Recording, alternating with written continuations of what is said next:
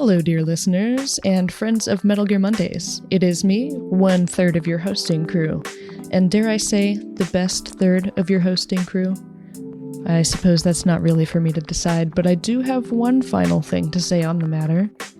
Get at me, Chris and Warren. Anyway, I'm coming at you from the top to let you know that today's episode is a special release. We have cut together all the best clips from the Patriot Club podcast. For those of you who are not aware, we do an extra podcast for patrons that we record bi-weekly. And this is a podcast where we talk about pretty much whatever we want, except when we talk about whatever our patrons want. If you're interested in becoming a patron, you can go to patreon.com/MetalGearMondays to find a tier that's right for you. At the $1 a month tier, you will gain access to the Metal Gear Mondays Discord server, which is a real treat, let me tell you, because you are going to meet some of the most interesting characters you may ever hope to meet. In addition to that, you will get early access for all of our mainline episodes, plus the host's show notes for each of those episodes. For $2 a month, you'll get both of those bonuses, plus you'll get access to the Patriot Club podcast. For $5 a month, all of the previously stated bonuses, plus we will take a few minutes at the top of our next episode to thank you personally for your contributions, as well as reading your 150-word message that we would encourage you to send in. And for $10 a month, all of the previous bonuses, plus you'll receive a special thank you video from the hosts of Metal Gear Mondays. You'll also be able to suggest a Patriot Club topic that we will, if it's good enough. Let me just preface it with that. If it's a good one, we will take some notes, ruminate on it, and do a whole episode about it. If it is interesting, but we feel that we cannot make a full episode of it, we will probably compile it with the other topics that are interesting, and we can't make a full episode of it. And, do what we can to riff on it for a while. Also at this tier is access to special guest announcements and a chance to submit any questions you might have for those guests that we interview. At the $25 a month tier, should you be so bold as to give us $25 a month, you can pick the topic for our Patriot Club episode. And again, so long as it's something with a little bit of meat on its bones, something we can do a full episode on, we are going to do that episode. Even cooler than that, though, you get to appear on an episode of the Patriot Club. So you have a chance here to submit a topic and then come on the Patriot Club with us to talk about that topic, or any other for that matter. Now, if you are so kind, just unbelievably generous, a real philanthropist, if you will get all of the bonuses stated, plus one guest spot on a mainline episode of Metal Gear Mondays, or 2 Patriot Club episodes a year. Did you hear that? That's per year, dear listener. That plus an exclusive gift each season to commemorate your contribution to the show and this community. So now that I have probably bored most of you to death with the layout of all of our tiers, without any further ado, I present to you what I'm calling the Patriot Club Grab Bag.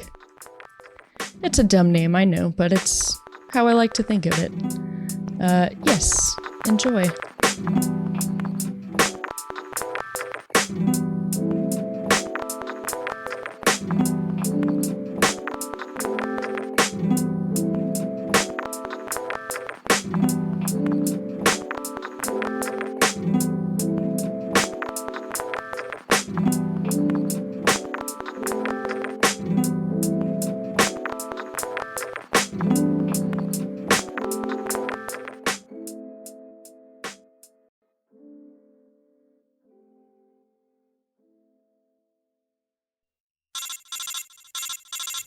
It's a Patriot Club podcast. That's a weird... And... That was a weird noise you made in the beginning there, Warren. Yeah, I'm just a little nervous. Sorry. I have to take my retainer out. Excuse me, sorry. Yes, please do. Sorry. Warren gets a little performance shy. Oh my God. Sorry to call you on it. When we don't have an editor, I get so nervous. Yeah, talking Scott Pilgrim, baby. Scott? And I'd say more so the movie than anything else. However, it is nice that there is a few things to actually talk about when we talk about Scott Pilgrim. The Scott Pilgrim universe, as it were. Yes, quite. Mr. Pilgrim. Pilgrim. So I have some synopses. I also have some rando facts. Yeah. So, and maybe I'll turn them into a trivia question. Well, it's a good thing that young Neil is here, our resident Scott Pilgrim expert. Oh, I don't know about that. I don't want to rival the expertise of Sam. Oh, he has seen it True. more than 100 times. I think the last count was like Wow. 118. Yeah, I can't. Holy Bible. Are you The serious? two, Yeah. of you Many are, times? the two of you are like the mom and dad of Scott Pilgrim in the That Metal is Gear Mondays a relationship I pantheon. never thought I would have with Sam. So If we're a Greek pantheon here, you and Sam or mom and dad and your baby is little Scott Pilgrim sitting there. Imagine like amazing. Disney's Hercules, but he's got the little thunderbolt, and Zeus is all like, "All right, little kiddo, here you go." I guess one of my favorite scenes, I'll just keep coming back to this because like I said, I have so many, is the transitions that Scott's going through when he's like really checked out and just thinking about Ramona. And he goes into the bathroom to empty the pee bar, and it's emptied in seconds. It is like... Just like 1, 2, done. Yeah, and it we know reminds how long me it takes. We've played Death Stranding. We know how long it takes to... to prepare and let loose. Yes. The same thing happens in Shaun of the Dead. It's just those fun little Sure. cuts that he gives to it. And her line at the end, "I'm too cool for you anyway." I was just like, yeah, you are. Perfect. What a perfect ending for that. Because that's so true. Like, I totally agree. Like, Knives is going to, she's going to find, fucking Tuxedo Mask or some shit. Like, she's going to find the best-looking guy on the planet, and she's definitely earned it because she can fight, as we learn later in the Chaos Theater. In my headcanon, she does end up with young Neil. Sure. I can believe that. Why not? I liked them together. So you get Knives Chow in the end? Well, not When me, she's old enough. no. Yeah, No. well... I can separate myself from this movie a little bit. Chris, what is it for my birthday? November 13th. Doing some November B-roll, 13th. reading some booklands, Read me my horoscope, Chris. learning about how to meditate for men. That's pretty... If it makes you feel better, they actually have the same book for women. Yeah, it's called. Nah. This one's called Meditations for Men Who Do Too Much. Yeah, so And- get out of our club, Tori. Like, Oh, come on. The funny thing is, the Meditations for Women Who Do Too Much is the original book. And correct. it's still Yeah, in Men print. is the spinoff. Yeah, and this right. book didn't sell very well. Yeah, because we're fucking stubborn assholes. That's Too why. bad. You got Warren over here, our Jersey boy, with our non-regional diction, and then Tori with the Midwestern, don't you know? Well, I can't say I've ever non-ironically uttered that phrase. You wouldn't know. That's the thing. The accent it just happens sometimes. You don't even know you say it. You know. Then Don't you know? You don't hear it in the recordings. You must have said it 10 times in the recordings. Damn it. Where do I go when I talk into this microphone? You just travel. It's interesting how where you're from really affects who you are, isn't it? Yes. Yes. That's a fun topic that we'll get to touch on later. Ah. Eh? Good point. Yep. Or wait, are we launching into that first? Because that would have been a fucking slick segue if I hadn't Slick Rick. botched it. That's all right. I Slick edit enough that for out me. in post. Sure. Yeah, just slide it this in. is the Patriot Club. We don't edit this. That's right. Correct. Yeah, PC's chill. Music was always a huge part of my upbringing, Mhm. And I think that... What is it? What do you want? Oh.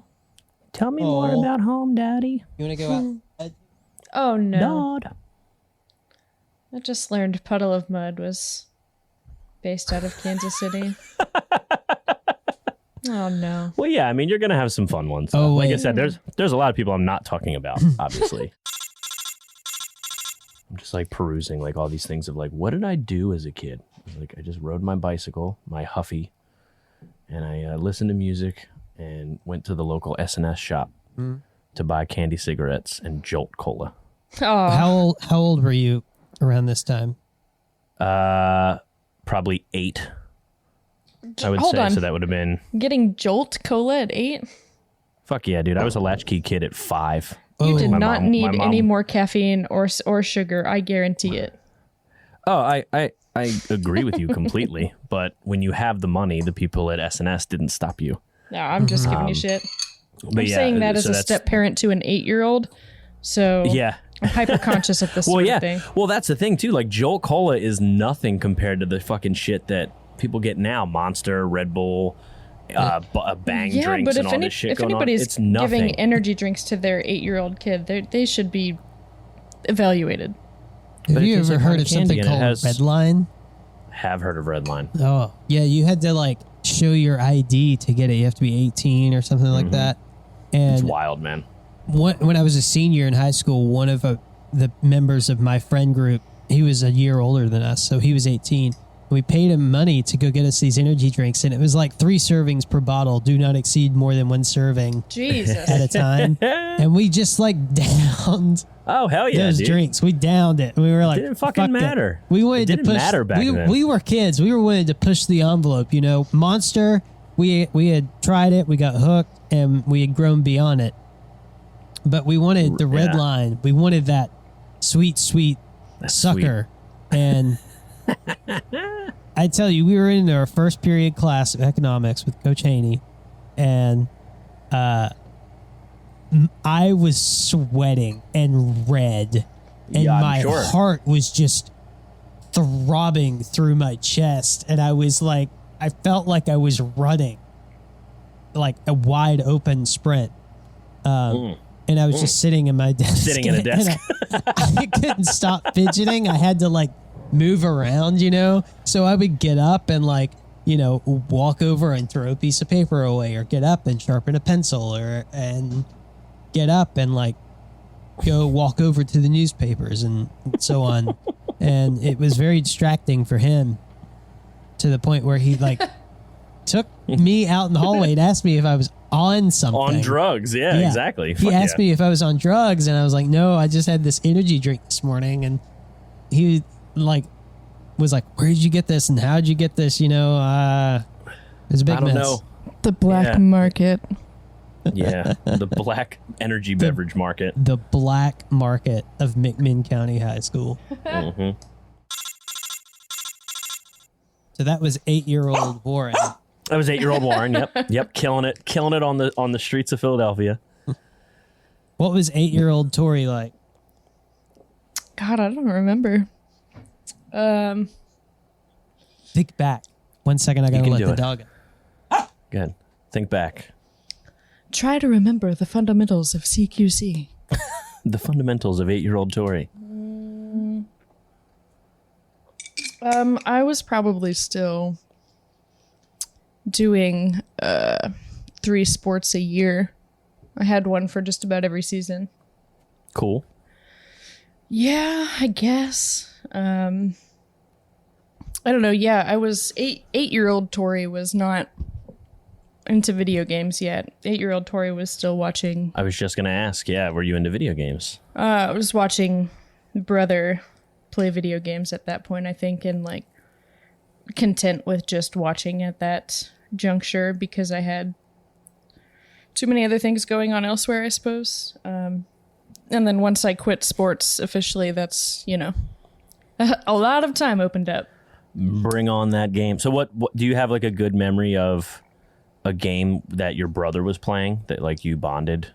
Oh, it's Metal Gear, man. Over the game? It's Metal Gear all the way. Well, that's awesome. Other than that, I mean, so we had plenty of games we played together, or I watched him play.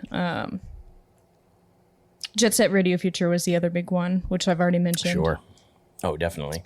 I watched him play a lot of Metroid, SSX Tricky, was yeah.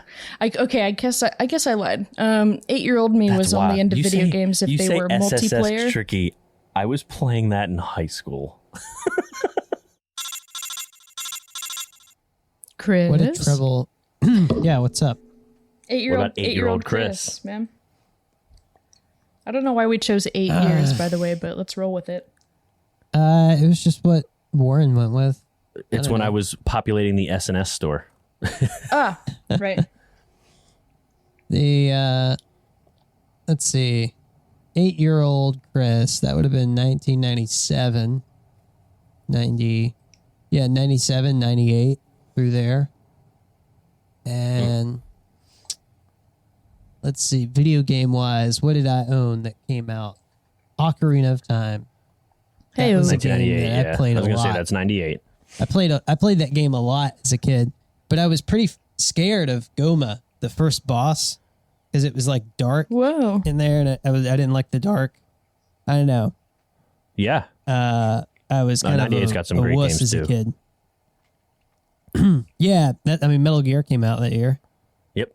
I wasn't allowed to play it because it was rated M. It was an M game. I had the demo disc from Pizza Yeah, Hut. you did. 12-year-old Yeah. Warren definitely cried like a baby at that game. I wasn't super into Final Fantasy VII until I was a teenager, and I felt like I probably understood it more. But some of my favorite games when I was around that age, I was a big Nintendo kid, and I liked Zelda, and I liked Mario. I had Super Mario RPG. That was one of my favorite games. And Donkey Kong. Donkey Kong was probably my favorite like video game at that time. And I had Earthbound, and I really liked Earthbound. Oh, yeah. Of course you did. Of course you did. Um, And like DKC, like Donkey Kong Country, you're talking about like the Super Nintendo game? yeah, well, so I rented that one, and then I rented the second one, and I ended up buying the second one. I never owned the first one as a kid. Gotcha. But And I'm purposely leaving some games off because I know that we're going to do a PC that talks about games that shaped us as a kid. Oh, yeah. So the one that's obvious is Final Fantasy VII and Ocarina of Time. I have a fucking tattoo of it. But there are like a few in here that I'm like, oh man, I'm like mentally noting. I was like, I remember fucking playing this game for 1,000 hours when I was 13. We kind of ventured away from our topic. Slightly. I don't know. We're Yeah, just but our talking about our topic- backgrounds, I guess. Yeah, but I mean, hey, whatever. Even if it's not what we were gonna plan to do, as long as we're talking about our childhoods, I think it's still I think we just call it childhoods Whatever. topic. The Patreon should be lucky that we're doing this at all. Oh, here we go, Chris. Give me the soapbox. Come on, bring it back. Yeah, no. Bring it back. Yeah. Well, I would say that Warren and I are pretty different, though, in our 8-year-olds, because I was not going out buying Surge Cola from the corner store. I was not going anywhere by myself. Oh my God, really? Yeah, dude. As a child, so when you grow up in a rough part of town, quote unquote, and I was always home alone. My dad was a truck driver. My mom was in nursing school, and then also trying to like get ready to be a good, like they were good parents. It's just when they were around. And when they sent me to parochial school, is just the easiest way to say it, and say it because I guess it was a Catholic school. I would get home at like 5 o'clock in the afternoon because I'd be on the one bus that has all the weirdos that live not in town of the school. So I'd be the last one dropped off in the first. I would like get up for school at 4:30 in the morning because the bus would pick me up at like 5:06. And I'd be on the bus for 2 hours. That's terrible. Yeah. No so wonder like you I said, needed all the sodas. Yeah. Well, I've been also grown. That's like I do that now. I'm up before everybody because of my job. It's just been in my brain for so long. It wasn't so much that my parents didn't want me to do that sort of thing. It's just I didn't grow up in the city. I grew up in the sticks, out in the country. Yeah. Like my grandfather was a farmer, and I spent most of my childhood with him. My mom had me when she was really young. She was like 18, I think, when she had me. My grandfather was born in 1913, and he was a farmer, and he had all this like, Depression era logic and lifestyle. So like I would go to the farm with him, and this is him photo of him shit. plowing. Nice. That's amazing. You know, this was taken around like I think 96 or something like that. And that was just business as usual. That was a Thursday for him. Yeah, it was just the Thursday. You get up before dawn and go to Hardee's in the morning and get yourself biscuit, some coffee, drive out to the farm. By the time the sun's up, work until midday, have a quick snack, work until 3, and then go home. And at home, which is 40 acres and a house, he had a garden. So you would work in the garden all evening. And because he was pretty much just a subsistence farmer. He grew everything that he ate, raised beef cattle, and all that stuff. I wish I can't even cook sometimes, let alone forage and take care of myself. Yeah, I have my moments, man, but I've got family recipes. I'll come and cook for you, Warren. Hell yeah. I'm always open for that. That'd be amazing. Potluck. Yeah, that'd be great. Trying to think. I want to pivot this to Tori, but I'm trying to think of a good way to. I want to see like how you gonna lazy Susan this around. So you were a big sports kid. So for Kansas City, nearby. I know you're not from Kansas City, but close enough, if I recall correctly. Correct. Did you have like when it came to sports teams, like were you a big Royals fan and all that, or did you have like your favorite like sports idols? I was a fan of the Royals. Still am. I like the Royals. As far as spectating, I'm not a diehard spectator. I don't, go nuts when my team's playing. I'll watch a Royals game. I'll watch a Chiefs game. The real big one for me was the soccer team. Soccer was my first love when it came to sports. Sure.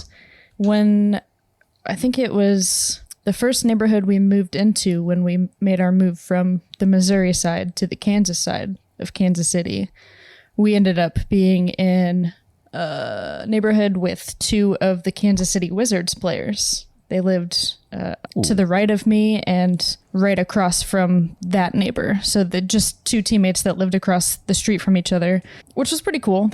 So we'd play some street hockey occasionally, and they would show up and dick around with us for a little bit. So that was pretty neat.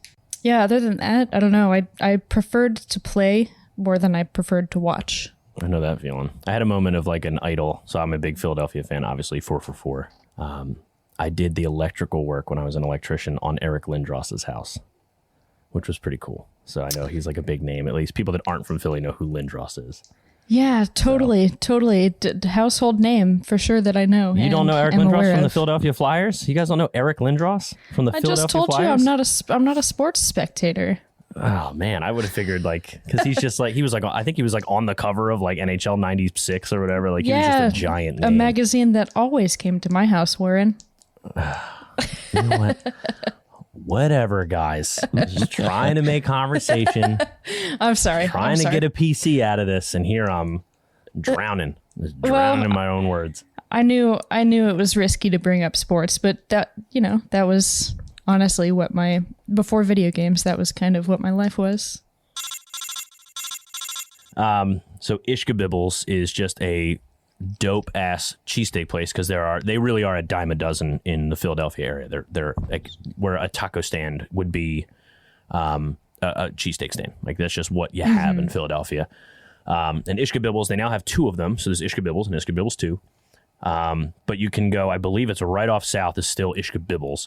And it's basically a food truck, but it's like wedged in. That looks between heavenly. Some of these bigger venues. Yeah, Ishkabibbles is so good. Hey, Warren. Yeah. What's a gremlin drink? What's a gremlin? What's a gremlin drink? What is a gremlin drink? Am I supposed to respond back to you? Yeah, that's why I asked you. Okay. What is a gremlin drink? No, I mean it. There's an Ishkabibbles sign that I'm looking at that's touting Philly cheesesteak, chicken cheesesteak, fries, and gremlin drink. What's a gremlin drink? Great question. I don't think I know what that is. Oh shit! You're not really from Philly. Fuck! I'm so embarrassed. Gremlin drink from Ishkabibbles. Oh wait, you're not really from Philly. Yo, we're here. We certainly are. I don't know how we got here. Yeah, I woke up from my post-Thanksgiving food coma and suddenly was at the mic. It's the day after Thanksgiving, and all through my house are the worst post-meal farts. Yeah, I suppose I could say that's accurate. But sadly, I don't know if I could. Well, I can blame a couple of them on the dog. But other than that, they're really just coming from one source. Yeah. You'll notice a very specific voice is missing, and I guess Warren's not here. We should call that out. He's doing the Lord's work tonight, right? Working Bless you, overtime, Warren. Working for the man. Yeah. So we are here just kind of winging it, talking about, we got some episode topics that you guys have submitted that we didn't think were good enough for Mainline Patriot Club, which is saying a lot because we'll put anything on the Patriot Club. I think what Chris means to say is that we've got some honorable mentions that won't quite fill an entire episode of Patriot Club. Listen, we don't have a host here to like keep me in line, and we're just gonna fumble through this. So yes, remember that old fumbling through the dark with Isaac Lim? It's changed a bit. It's a whole episode of just fumbling awkwardness. I hope you're ready for it. I know I am. So we're going to take a few of these topics and just kind of toss them up in the air and see how long we can hit them around. Some of them we might talk for a while about. Some of them we might not have a lot to say. Looking at you, Chad. Yeah, which one looks the most intriguing of our quote-unquote rejects? All right. Well, this is appropriate, I guess, since we just ate a shit ton of food yesterday. But your favorite autumnal food and drink? Well, shit. I'll start with drink, I guess, because there is nothing finer to me in autumn than a nice, neat glass of whiskey. Granted, you said a meat glass. Neat, a meat glass. I mean, I've never tried a meat glass full of whiskey, but I'm open to anything. Is it just like a little shot glass made out of sirloin or something? Ideally, bacon. Bacon. I feel like bacon, like a maple. There's a maple bourbon blend of flavors that you have to make it like candied or something, probably. Oh, for sure. Line it. It's the drink you can eat. Yeah. Doesn't that sound nice? I don't know about that. I don't know about. I'm not a whiskey drinker much anymore, nor am I a bacon eater much anymore. Well, I guess we should hit some of these other questions here. Oh, I suppose. Yeah. Let's go to something that is semi-related to our show. Let's look at the best non-action games category. Oh. Best non-action games. So the examples given here are sports games, Firewatch-esque, etc. Okay.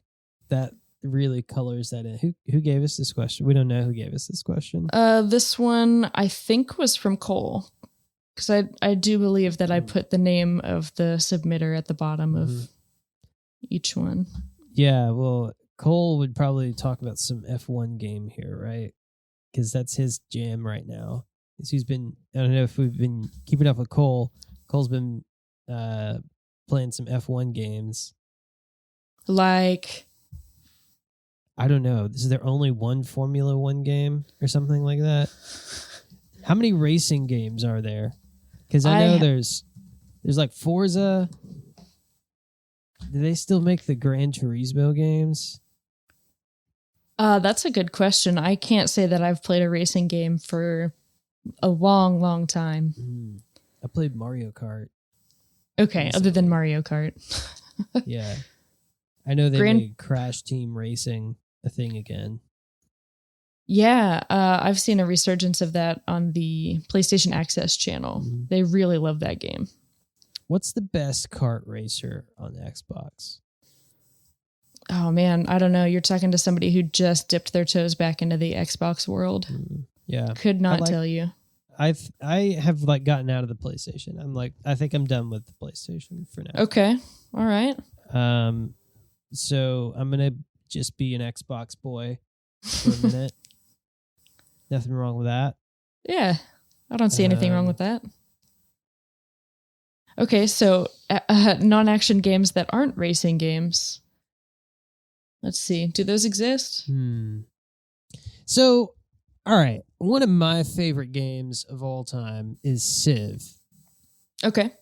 I played the hell out of Civ 5. That's not an action game. That's called a strategy, I guess. Okay. Yeah. Civ gets my top vote.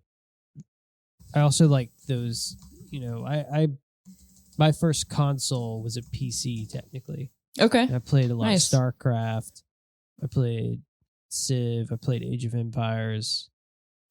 Those were the games I really got into. Nice. Okay. What about you?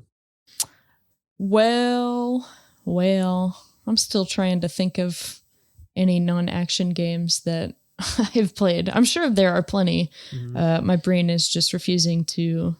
Oh, there's this game called Roundabout that was a PlayStation Plus game a while back. Okay. You can play it on almost any console, including PC, I believe. But this game is, one, hilarious. It's so funny. And two, it's really fun. All right. Yeah.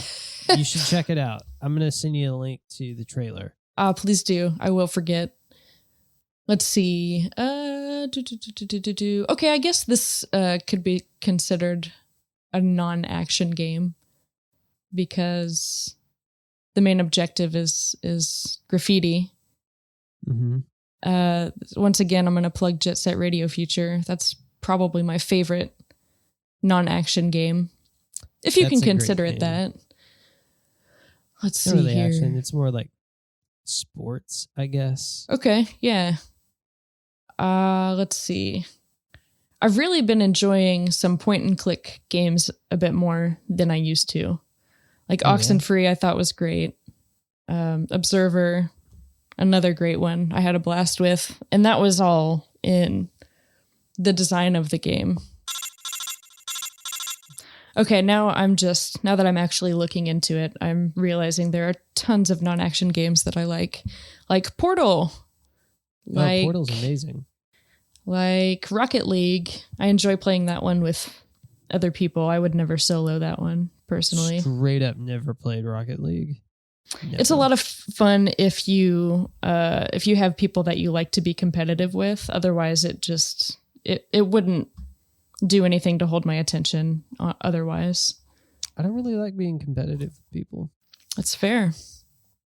That's fair. I like cooperative games, Yes. Actually, you can do that with Rocket League too.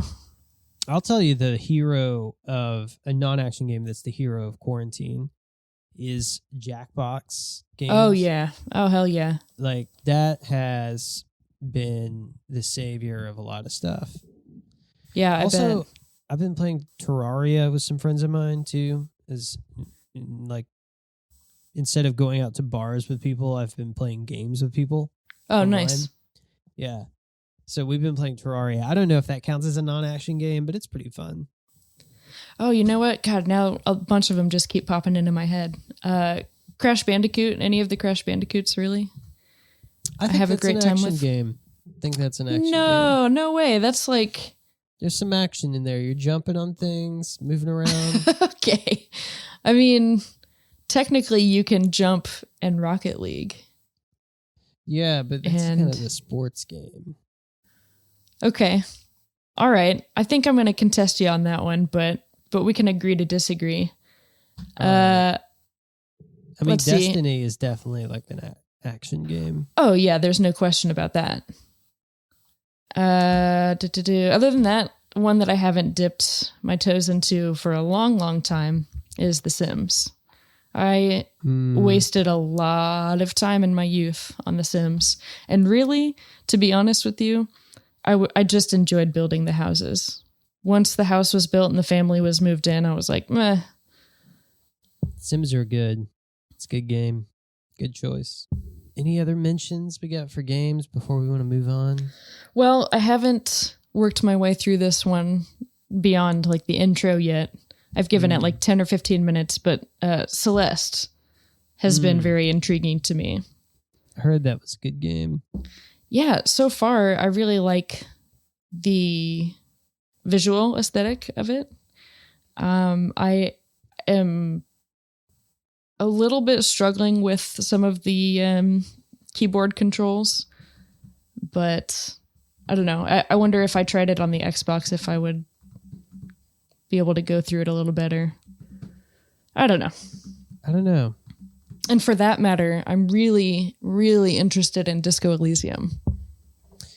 I've heard that's really good. That was nominated for the game month this month, right? It was. And listen, patrons, it better have won. This will likely come out after the game is announced. But I mean, if maybe, you didn't, maybe it might come out tonight. I don't know. If you didn't vote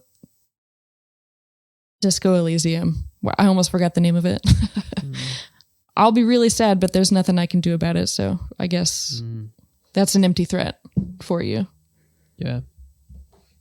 Well, I nominated a game this month. Didn't really participate last month, but nominated a game this month. I've voted already. I did not vote for Disco Elysium. Okay, well, sadness. So I guess you've got me to contend with, Tori. Well, what are you going to do about that? What else is new? I don't know. Chris Hampton, problem child.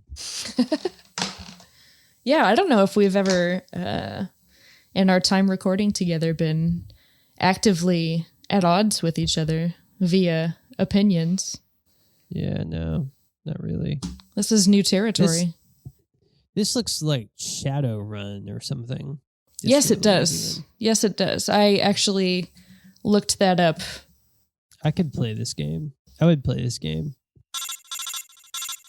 So, Disco Elysium looks like a fun game. I might play that one. Looks like one I would play at night as I'm falling asleep. Yeah, kind of. It's not action packed. So yeah. And what I appreciate about it, based off of what little I know, is the opportunity that you have to play the character one way or another. The character is designed to kind of be a little bit of a sleaze, kind of a little bit of a scumbag.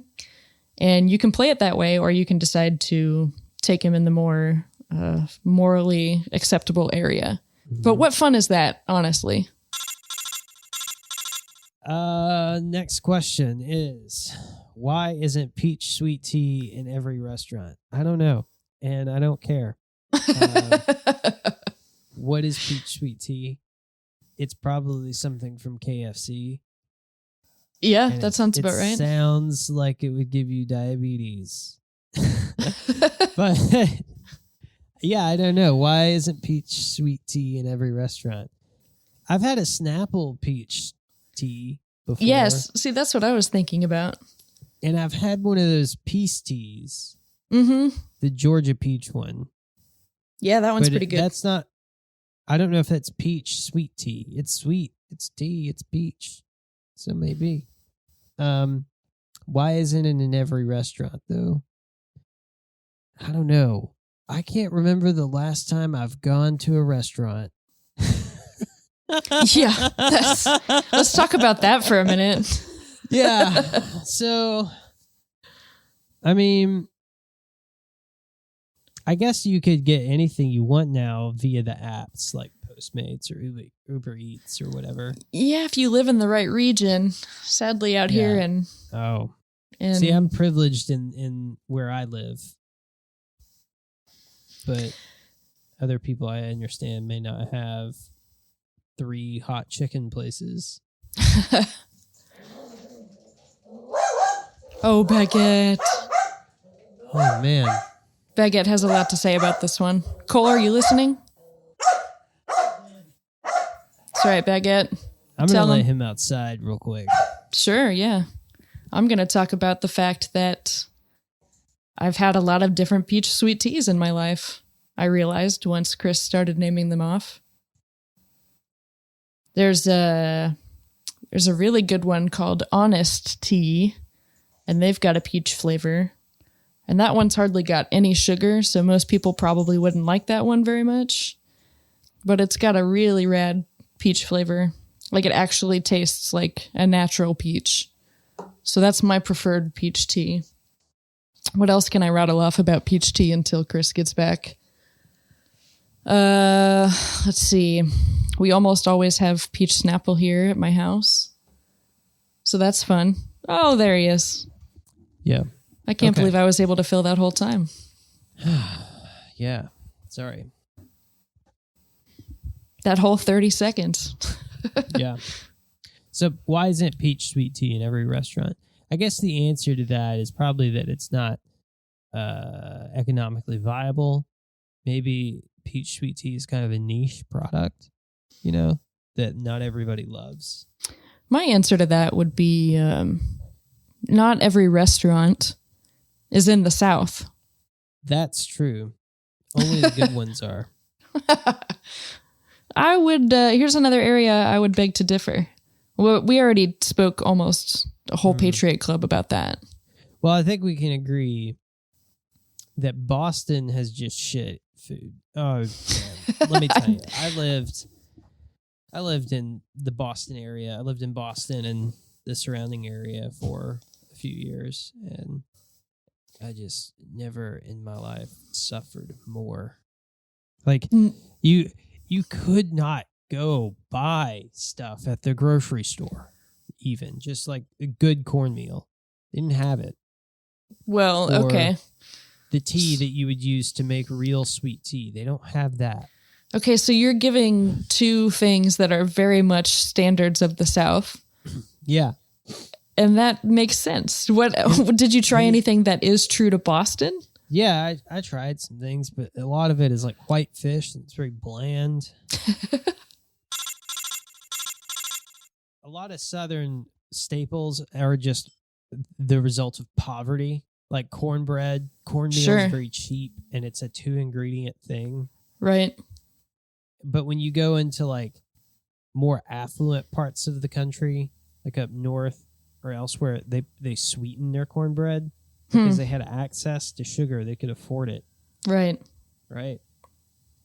So that's why people who put sugar in their cornbread are dead to you. You got a chip on your shoulder. Well, I mean, it is a little Bolshevik of me, sure, but I make a curry chili. Ooh, okay. Really I have to know more about that.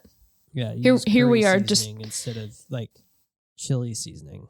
Okay, just talking really food again on Patriot Club. Here we go. Yeah, right on. But okay, so that answers the question of why isn't peach sweet tea in every restaurant. So thank you to whoever sent that one in. Also, Cole. Thank you, Cole, for sending that one in. Anyway, how's your quarantine hair doing? I think mine's fine. I'm liking the way I look. I'm starting to go gray. Oh, you too, huh? Strange. Yeah. Yeah, I've been slowly getting more and more speckled with grays since about 22. Fortunately for me right now, they're mostly on my temple, so it looks kind of distinguished, I suppose. Mm-hmm. But yeah, I have a lot more of that to look forward to. Yeah. Yeah, I don't do much. Hair in the shower the other day. You did? Oh my God. Yeah. I think it looks fine. I don't know why I'm so surprised to hear that, but I am. Was it difficult? No, I just cut it in a straight line. Well, not really a straight line. I just cut it in the way that made sense to cut it. Oh, so you put a bowl on top of your head and just... Oh, no. I have curly hair. It would not work well. Oh, you can't man, cut curly hair in a straight line. But I thought you said you just did that. Well, not really a straight line. What I did is, because curls, like, some of them are tighter, some of them are looser. So to really cut it in a straight line, you have to cut each piece different. Gotcha.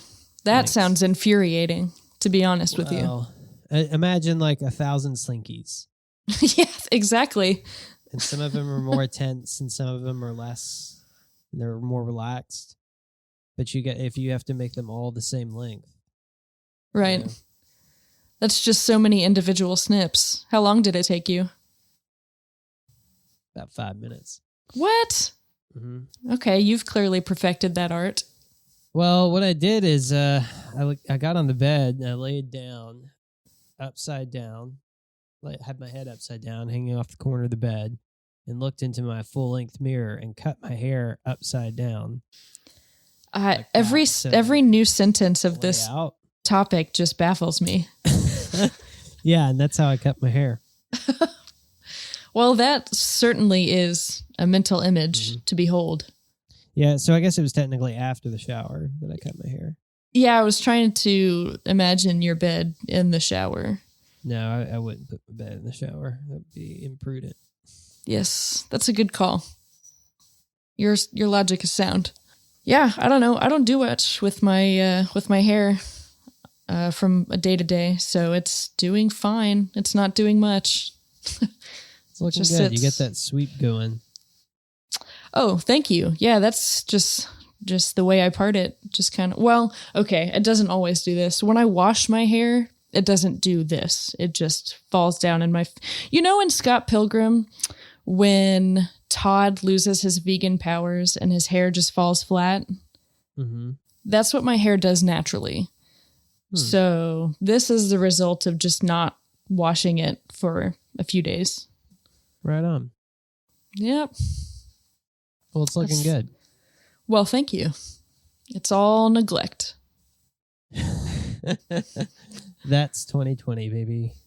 That's 2020. It's further and further away. Goodbye. Further and further. Goodbye, Warren. See you guys. 2020's over. He's leaving. And then I come right back. Oh my. Oh, no. Warren's Sorry, back. I know. What a terrible, terrible thing to happen. Just when we thought we'd be rid of him. No. I had a 1-season contract, but I'm right back, baby. Somehow he wedged his way through. Yes. It was more of a hostile takeover. Warren's just in charge now. Mm-hmm. Yeah. Yeah. So what happened was we were just milling around, doing our jobs. And then here comes Warren to knock us out and drag us to some truck. And the next thing we knew, we woke up in a cell. And either we joined forces with him or, we rot in a cell for the rest of our lives. So you do the math. And it appears you have joined me. Welcome to the club. Thanks. Yeah, good talk. All That was a right. pretty dark What a great opening. intro for a Patriot club. So, guys. Well, actually, kind of fitting for 2020, if I'm being honest. So, go ahead, Chris. What do you got? I was just going to say, how you guys doing? I mean, kind of like that. We were all held hostage for an entire year, so... I'm just kidding. Chris, I'm doing great. This post-holiday high that I'm living in, or rather that I'm forcing myself into to just blatantly ignore reality. You know what I mean? Yeah. I know exactly you. what you mean. Chris, if it makes you feel better, I'm also feeling pretty good. Oh, wonderful. I'm glad to hear that, Being Warren. completely honest. Yeah, I feel great. Yeah. So what else did you have on that brunch spread, Chris? You said a little... What'd you have? You said crepes and some potatoes? Oh, yeah. What did you have? Warren I said hear some... hungrily. I need to know. You said a good brunch spread. I want to hear it. Let's see. So we had crepes with Nutella and sausage, potatoes, there's some fruit, mimosas, of course. Yeah. You can't have brunch without mimosas, as I Or understand at least it. the option for them. Yeah, exactly. It's a terrible name, but have you guys ever had man-mosas? What is a man-mosa? So a man-mosa is a particular, depends on the bar, or at least I guess the restaurant, but they take the concept of orange juice and they add it with a particular beer. Oh. You know what I've heard beer mosas. Okay. Yeah. They call them, at least the few restaurants around here, they call them man-mosas, and I guess the joke is that the girls drink champagne. And the guys drink beer. I drink champagne. That is objectively false on my end, too. The beer mosa is preferred. I will tell you, though, Warren, I've had that exact drink. And this is like when I lived up in Boston, kind of up in your neck of the wood, kind of the world. And it was at this bar called the Hotel Vernon. They only had one beer there, and it was Narragansett. And you could pay 50 cents extra, and they would put orange juice in it. And I can't remember what they called it. It was something like a golden monkey. They called it a golden monkey. Fun. Okay. Yeah. What'd you think about Gansett? You like Gansett? I'm a big Gansett guy. That's my go-to cheap beer. Nice. What would you sure. compare that to? That's more, It's like PBR, but it has a decent taste. So that's hard for me to imagine because the only thing I can associate with PBR is poopy brown water. It's a little, it's Pure a gasoline. light, it's a very light, cheap lager. You know, I think it's like $6.99 for a 6-pack. Okay. Oh, yeah. I know Of that Tall taste. Boys, a 6-pack of Tall Boys is $6.99. I I've would been say there. the only thing that rivals Gansett for me personally is Genesee Cream Ale. I don't know if you guys drink Genesee Cream Ale. I've had Genesee only. Is the cream ale really good? Oh, it's fantastic. Okay. And at least in college, I think it was like $9.99 for 24 cans. Wow. And I'm Damn. assuming with Cheap. inflation, it still might be $14 for 24 cans, which is still a steal Still compared a to anything. cheap beer, yeah. And at one point, that beer got the gold medal best beer in the world. No. I want to stress it. Oh, yeah. It's got the gold label right on it. Genesee Cream Ale was the #1 beer in the world at one point in its history. Kind of like what- Pabst Blue Ribbon. It well, won what first happened? prize eventually. What do you mean what happened? They kept it up. Other people kept making beer. Why change the recipe? It won a gold medal. It's fair. And I was playing Final Fantasy VI as well, but I couldn't really play with her because I usually play that stuff in the bedroom where she's been Yakuzuing all of the main area. Sorry, that yakazooing. Yeah. What a word. But I will say I'm excited to talk Final Fantasy VI. As of recording this, I just beat the game last night. I have played that game 100 times. They played a song from that game at my wedding. But it was fun to play again, so I'm excited to be part of that convo when we get to it. By the time you guys hear this, sorry, we're recording this a tad early by the time you'll receive this, but what a great convo we had, right, guys, about Final Fantasy VI? Yeah, it's fantastic. Yeah. Totes. My favorite part was when we... Yeah? Remember that? Oh my God, yeah, when you said that thing, we were all laughing. It was great. Yeah. Oh, man. What a time. Who could great forget time. something we like had. that? You know? I know. And you really it's the had to be memories. there for it. Yeah. You really did. To the point where I don't remember. Well, I love it. Warren, were you there? Yeah, totally. What are you talking about? I was absolutely there. So Okay. much that I could tell you all about. Cool. Anywho. And I miss writing music again, I just really haven't done that, which is why when I was like, I'll do the teaser, I just want to do anything with music, just anything else, please. Yeah. As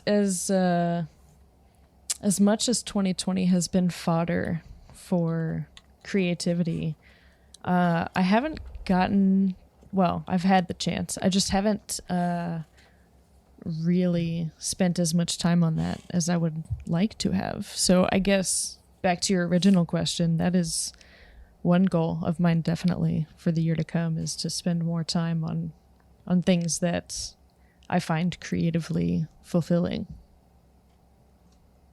Well, good. Well, that's a good one.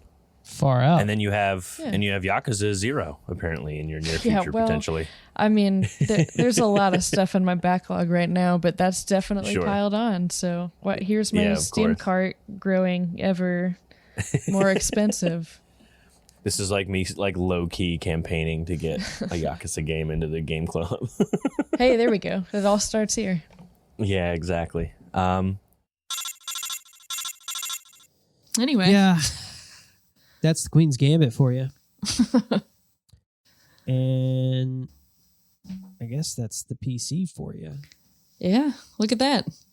We fumbled our way through it. We did. We carried this one, I guess, adequately. Well, that remains to be determined, I guess.